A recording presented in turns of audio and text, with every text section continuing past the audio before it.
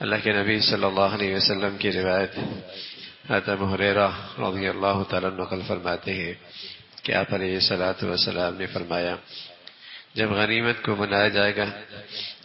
جب غنیمت کو ذاتی دولت سمجھنے لگیں گے دنیا، اور امانت کو مال غنیمت، جیسے مرضی اس کو استعمال کریں، امانت کا خیال کوئی نہیں ہوگا، اور امانت پہ لوگ ہاتھ صاف کریں گے، غنیمت کا مال سمجھیں گے، اور زکوٰۃ کو لوگ ٹیکس سمجھیں گے، تاوان، بوجھ سمجھیں گے، اور علم حاصل کیا جانے لگے گا دین کے دیگر مقاصد کی، دنیا کے مقاصد کی خاطر۔ دین کا علم تو حاصل کیا جاتا ہے اللہ کو رضا کے لیے اور اللہ کے دین کی حفاظت کے لیے، لیکن اس کے اغراض دنیاوی ہو جائیں گے، اور لوگ دوستوں کو قریب کریں گے، باپ کو دور کریں گے، دوستوں کو اپنا خیر خواہ سمجھیں گے اور باپ کو اپنا دشمن سمجھیں گے، اور آوازیں مسجدوں میں بلند ہونے لگیں گی، شور ہوگا، آوازیں ہوں گی، مسجدوں کا احترام ختم ہو جائے گا، مسجدوں کا ادب نہیں رہے گا، قبیلے کے سرداری کرنے والے لوگ فاسق فاجر ہوں گے، قوم کا لیڈر ایسا شخص ہوگا جو ان میں سب سے زیادہ کمینہ ہوگا، اور جب کسی آدمی کا اکرام کیا جائے اس کے شر کے ڈر سے، کسی کی عزت کی جائے گی، دل میں عزت نہیں ہوگی، اس کے شر سے بچنے کے لیے، اس کے ظلم سے بچنے کے لیے، اس کی زیادتی سے بچنے کے لیے لوگ اس کا اکرام کریں گے۔ گانے والیاں اور گانے بجانے والے عام ہو جائیں گے، کوئی محفل، کوئی تقریب، کوئی شادی خالی نہیں ہوگا۔ اب تو پاکستان پہ اکتفا نہیں ہوگا، ہندوستان سے بھی بلائی جائیں گے، جو جتنا بڑا اسٹیٹس ہوگا گناہوں کا وہ اتنا بڑی گندگی کرے گا۔ فرمایا ایک وقت آئے گا کہ گانے والیاں عام ہو جائیں گی اور شرابیں پی جائیں گی، شرابیں کثرت سے پی جائیں گی، اور امت کے بعد کے آنے والے لوگ پہلے لوگوں کو برا بھلا کہیں گے۔ نبیوں کی حرمت، عزت،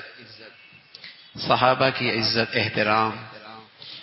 اللہ کے بزرگ، اللہ کے نیک بندے بزرگان دین کی عظمت، عقیدت دلوں سے نکل جائے گی، اور لوگ ان پہ طنز کریں گے اور تنقید کریں گے اور برا بھلا کہیں گے۔ فرمایا جب یہ سب چیزیں ہوں گی تو پھر انتظار کرو صرف آندھیوں کا اور زلزلوں کا اور زمین میں دھنس جانے کا اور صورتیں مسخ ہو جانے کا اور پتھر برسنے کا، اور نشانیاں جو پہ در پہ آئیں گی، جس طرح ایک ہار ٹوٹ گیا ہو اور اس کا دھاگا ٹوٹ جائے تو پہ در پہ اس کے موتی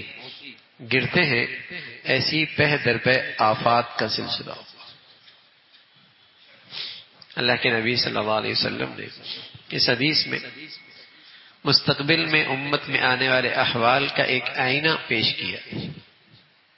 ایک آئینہ پیش کیا کہ اس امت میں ساری خرابیاں ہوں گی، کہ فقر و فاقہ اور مسکین کا جو حصہ ہوگا ارباب اختیار لوگ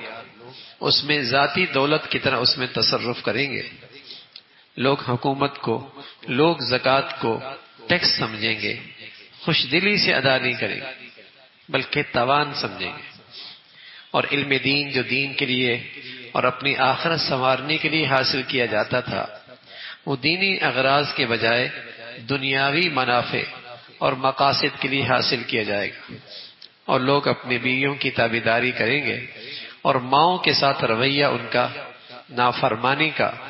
اور ایذا رسانی کا ہوگا، اور چھٹی یہ بتائی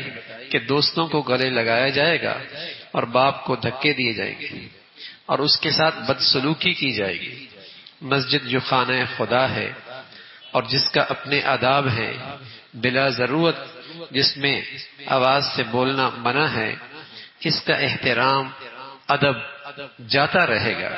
اور اس میں آوازیں بلند ہوں گی، شور اور ہنگامہ ہوگا، اور نامی بات کہ قبیلوں کی سیادت اور قیادت فاسقوں اور فاجروں کے ہاتھ میں آ جائے گی، اور قوم کے ذمہ دار وہ ہوں گے جو ان میں سب سے زیادہ غلط اور کمینے لوگ ہوں گے۔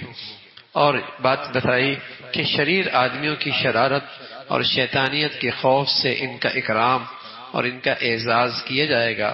اور فرمایا پیشہ ور گانے والیوں کو اور مزامیر اور آلات موسیقی ان کی کثرت ہوگی، شرابیں خوب پی جائیں گی، اور یہ کہ امت میں آنے والے لوگ امت کے پہلے طبقے کو اپنی لعنت اور بدگوئی کا نشانہ بنائیں گے۔ آپ علیہ الصلوۃ والسلام نے یہ ساری خرابیاں بتائی۔ معاشرہ دیکھیں تو اللہ کے نبی کی باتیں دیکھیں تو سبھی نظر آتی ہیں، اور یہ آپ علیہ الصلوۃ والسلام نے اپنی امت کو کیوں آگاہ فرمایا کہ امت اپنے آپ کو ان خرابیوں سے محفوظ رکھے۔ یہ ساری خرابیاں موجود ہیں، کہیں تھوڑی کہیں زیادہ، جس سطح کی چیزیں ہیں سب امت میں موجود ہیں، اور اللہ کے نبی صلی اللہ علیہ وسلم نے یہ سچے احوال صدیوں پہلے اپنی امت کے سامنے رکھ دیے کہ اپنا دامن ان کوتاہیوں سے، ان سیائیوں سے محفوظ رکھنا، ورنہ تم اللہ کی مدد اور نصرت سے محروم ہو جاؤ گے۔ اور پھر آپ علیہ الصلوۃ والسلام نے فرمایا کہ اللہ کی ناراضگی کی شکلیں،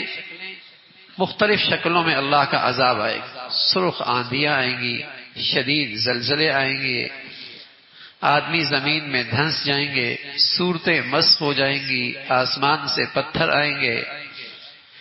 اور اللہ کے قہر و جلال کی نشانیاں اس طرح لگاتار پہ در پہ ہوں گی جیسے تسبیح کا دھاگا ٹوٹ جائے تو موتی یکے بعد دیگر گرتے رہتے ہیں، ایسی دنیا میں آفات کی کثرت کی۔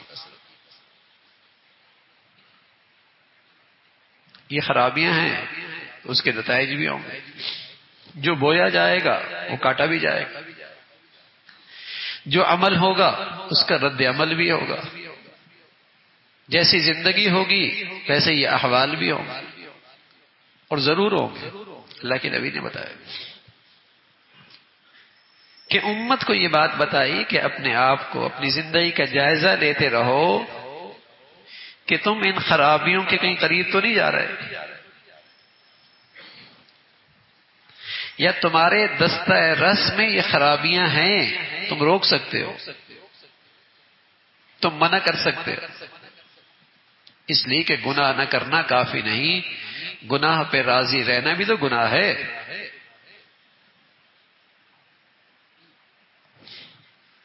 صرف اللہ کی نافرمانی نہ کرنا کافی نہیں، اللہ کی نافرمانی دیکھ رہے ہیں، اختیار ہے روکنے کا،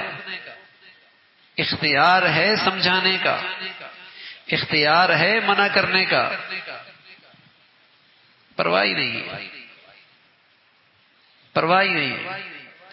تو فرمایا پھر آنے والی آفت اور مصیبت جو آئے گی وہ صرف گناہگار پہ نہیں آئے گی، اس شخص پر بھی آئے گی جو اپنی دینداری پر مطمئن ہے اور اپنے معاشرے میں ہونے والے ان گناہوں پر اس کا کوئی رد عمل نہیں ہے۔ اور آخری درجہ کیا ہے؟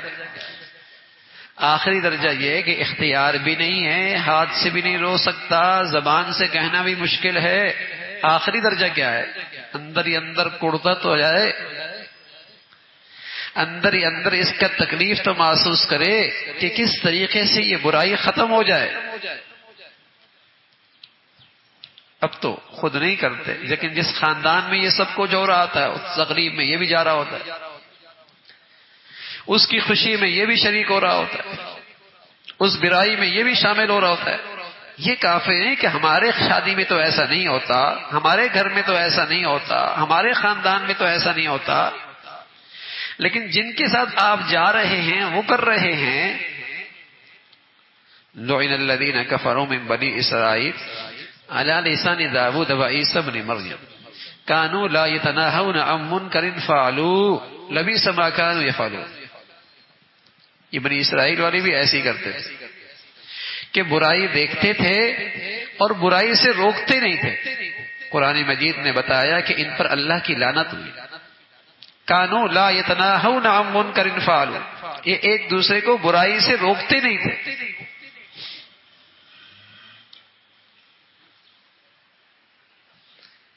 کسی کا کوئی جاتے جاتے نقصان ہو رہا ہو تو خیر خائی دل میں اٹھتی ہے اور اس کو بتاتے بھی تمہارا نقصان ہو رہا ہے. کوشش کرتے ہیں اس کے نقصان میں بچانے میں مدد کر لیں، یا کم سے کم آواز دے دیتے ہیں بھائی آپ کا نقصان ہو رہا ہے. ایسا ہی ہوتا ہے. اور کسی کا یہ نقصان، گناہ کو ہم نقصان سمجھتے نہیں نا. اصل اللہ کی نافرمانی کو ہم نقصان سمجھتے نہیں، چاہے وہ بیٹا ہی کیوں نہ کر رہا ہو، چاہے وہ بیٹی کیوں نہ کر رہا ہو، چاہے اس کی آنکھوں تلے ہی سب کچھ نقصان کیوں نہ ہو رہا ہو. چونکہ سمجھتے نہیں اس لیے پرواہ بھی نہیں ہوتی. اس کی پرواہ نہیں ہوتی. چینی گر رہی ہو کسی کے تھیلے سے، سب آواز دیں گے چینی گر رہی میاں، سب آواز دیں گے میاں چینی گر رہی، خیال کر لو. اور اللہ کی نافرمانی ہو رہی ہے، کسی کو فکر نہیں ہے. تو یہ وہ ساری خرابیاں معاشرے میں ہے. پھر جو آسمانی آفت آتی ہے اور جو مصیبتیں آتی ہیں وہ صرف گناہگاروں پر نہیں آتی، وہ بھی اس میں شامل ہوتے ہیں. جو دیکھ رہے ہوتے ہیں روکتے نہیں، منع نہیں کرتے، احساس ہی نہیں کہ غلط ہو رہا ہے. جب گناہوں کے اندر ہم شریک ہوں گے تو گناہ کرنے والے کے دل کے اندر کیا ہوگا؟ اس کے دل کے اندر بھی گناہ کی برائی نکل جائے گی کہ دیکھو سب ہی آ رہا ہے نا، یہ بزرگ بھی آ رہا ہے، یہ نمازی بھی آ رہا ہے، یہ حاجی بھی آ رہا ہے. اگر یہ تقریب غلط ہوتی اور یہ جو میں نے بلائی ہیں ناچنے والیاں گانے والی اگر غلط ہوتا تو یہ تو نہ آتے نا. اچھا یہ کہتے ہیں نہیں جائیں گے تو کیا ہوگا؟ ناراض ہو جائیں گے. تو آپ انہیں خیال کیوں نہیں آتا کہ یہ میں ساری حرکتیں کروں گا تو میرے رشتے دار بھی تو ناراض ہو جائیں گے؟ اسے یہ احساس کیوں نہیں ہوتا؟ اس لیے کہ آج گناہ طاقتور ہو گیا نا، گناہ نا اسٹیٹس ہو گیا نا، گناہ عزت بن گئی ہے نا. گناہ کے ذریعے لوگ عزت تلاش کرتے ہیں نا، عزت گناہوں میں عزت سمجھتے. تو یہ اللہ کے نبی صلی اللہ علیہ وسلم نے اپنی امت کو خبردار کیا ہے کہ جب قومی مال کو ذاتی جاگیر سمجھیں گے، زکوٰۃ کو تاوان سمجھیں گے، ماں باپ کی نافرمانیاں ہوں گی، ماں باپ کا دل دکھایا جائے گا، مساجد میں آوازیں بلند ہونے لگ جائیں گی، اور برے لوگ قبیلوں کے سردار ہو جائیں گے، شرابیں پی جائیں گی، لوگ غلط لوگوں کے پیچھے چل پڑیں گے، تو پھر بربادی آئے گی، پھر ناگہانیاں آفات آئیں. تو اللہ تعالی ہم سب کی حفاظت فرمائے اور اللہ ہمیں ہمت دے کہ جہاں جہاں ہمارا اختیار چلتا ہے، جہاں جہاں ہماری بات سنی جاتی ہے، جہاں جہاں لوگ ہماری بات مانتے ہیں، ہم ان ماحولوں کو بھی گناہوں کی گندگیوں سے پاک رکھیں. یہ بھی ایک مسلمان کا فریضہ ہے. والمؤمنون والمؤمنات بعضهم اولیاء بعض. ایمان والے مرد اور ایمان والے عورتیں ایک دوسرے کی مددگار ہیں. کس چیز میں مدد کرتے ہیں؟ یأمرون بالمعروف وینہون عن المنکر. نیکیوں کی طرف بلاتے ہیں اور برائیوں سے روکتے ہیں، برائیوں سے روکتے ہیں. یہ ایک دوسرے کے ساتھ تعاون ہے، مددگار ہیں، معاون ہیں، خیرخواہ ہیں ایک دوسرے کے. بھئی آگ جل رہی ہے، تمہارے گھر میں جل رہی ہے، اسے تباہی آئے گی، گناہ کی آگ ہے، اور پوری خیرخواہی کے ساتھ اور پوری ہمدردی کے ساتھ